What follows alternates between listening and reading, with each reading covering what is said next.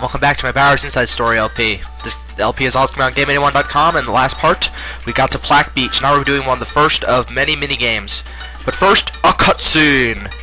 Oh god, it's French! No! Yes, it is French. Frenchman! That's right, one of the many weird characters in the game. A French question mark block with a very nice mustache. And I'm not reading the dialogue like I said before, and I'm not even pressing the right button. God damn. It's French, Bowser. Do you not know of the French way? There have been a lot of French people in the Mario and Luigi games, including the Mario RPGs in general, but... Well, until recently I figured out that the chefs in Super Mario RPG were not French, but they were actually German, but... He's a collector of question mark blocks, and he certainly has a lot of them. He is trapped on this small island, and I thought there was going to be a lag spike there, but... Oh look, a lag spike showed up. I just jinxed myself! Now, if the lag spike will please just stop, thank you. I don't do charity. Yeah, Bowser does not do any freaking charity for you, mister.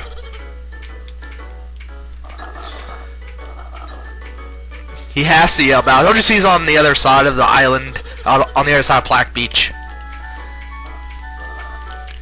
Gratitudes. Yes, he will give us an ability that will actually be useful. Yes, and this ability will certainly be useful, and he's breaking the fourth wall because that's an attack command. Ha ha ha ha. Silly Alpha Dream's breaking the fourth wall. Alright. Bowser, you're going to want this rock. You're going to need it for a side quest. You're going to need it to make all the enemies very easier. So you don't have to deal with a lot of, like, just punch, punch, punch, punch. Punch and punch, punch, punch. Yes. It's a very useful ability, Bowser. We should get it. I mean, it's not the most useful ability in the game, but it's one of the most useful ones. That's why I like Bowser's gameplay. He has a lot of different abilities that Mario and Luigi can't utilize. Yeah, I know you're on an island. So what we gotta do is we gotta get them off the island. That's what we gotta do. Alright. And now here we have the first minigame. Now minigames in this game are used, sort of to, first they open up part of the body and then they show... The game is also very linear because they show you where you have to go next. Minigames are pretty much used for plot points instead of like a fetch quest like in Mario and Luigi. And the minigames are done very well. There's like 6 in total. There's like one I don't really like. And also, if you notice, the music really changes when we get into Bowser's Belly. It's kind of nice remixes. The music in this game is very good overall. Now, this is the one you're going to be playing the most, by the way. This one minigame is the one you're going to be playing the most. Now, later on, when we get to like another version of this minigame, I'm going to have to... I have to make the emulator really laggy because the game fucks up at that point. But we'll get to that point when we get to it. This minigame is pretty easy, overall. Pretty much what you gotta do is hit the corresponding bubble, which looks like the one from the Cackletta fight in Mario and Luigi Superstar Saga, which gives me very bad memories. Actually, in general, this game really flows much better in Superstar Saga, because Superstar Saga was pretty much just fetch quest after fetch quest after fetch quest. Partners in Time was just a Paper Mario Super Mario RPG sort of staple, but the bosses were so fucking redundant because Nintendo had to make the bosses harder. And it's retarded. I may fuck this up at some point, but it's very easy. Especially when I have to make this lag, it'll make it so much more fun. So yeah, I like the way this game flows overall. So if you can't tell, I like this game. This is one of my... It goes this game, then Super Saga, then Partners in Time in the order of the Mario RPGs. I'm not sure if this game takes Mario and Luigi off my list of my top favorite Mario RPGs.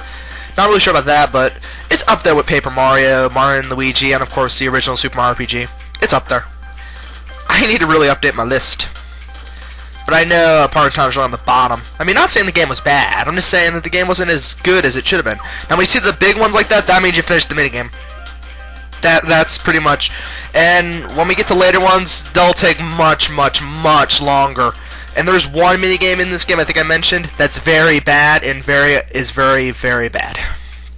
But we'll be talking more about that minigame when we get to it, because that'll be a spoiler. Anyway, let's continue more with the Bowser action. And of course, the two screens work very well. Mario and Luigi on the bottom and Bowser on the top. See, at least it's not like Partners in Time where they made it all cluddled with 4 buttons. No, they're separate characters. They actually work pretty well. Because you're upside down, you Nimrod. I'm sorry. You know what's funny? When he says that, it looks like his angry eyes. And your angry eyes, just in case. Yes. I will take this useful block of knowledge and unity. You got the vacuum block. My vacuum block of great justice.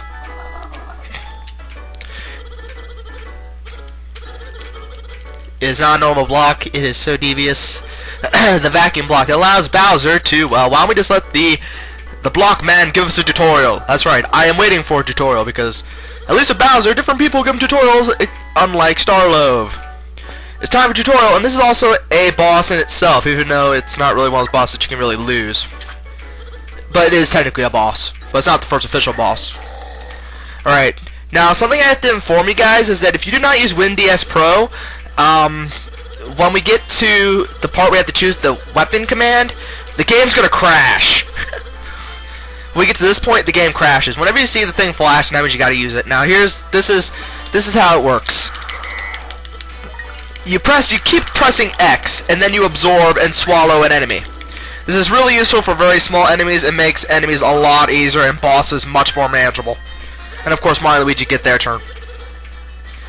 And the funny thing, the block guy does not tell about that we are inside him, which is nice. Alright, and we can't really keep we can't keep him swallow, he's just gonna escape. Cause he is basically our tutorial master. Alright, now for the fight.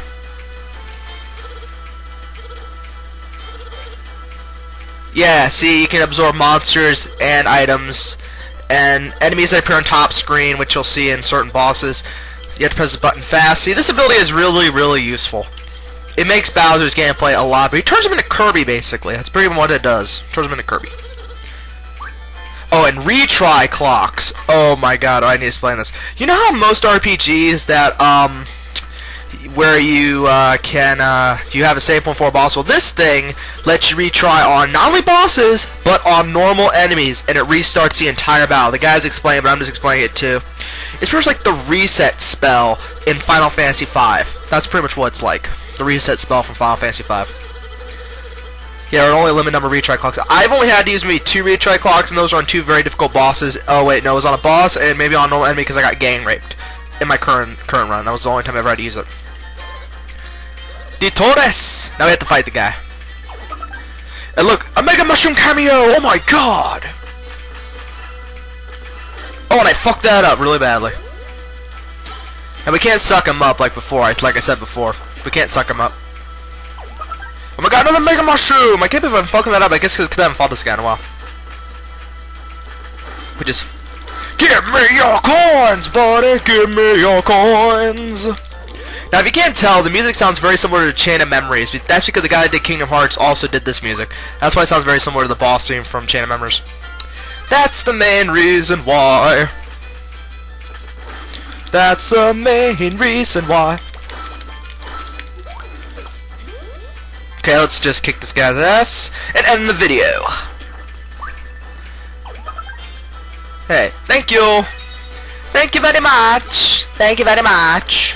Now get Bowser punched. The battle is over.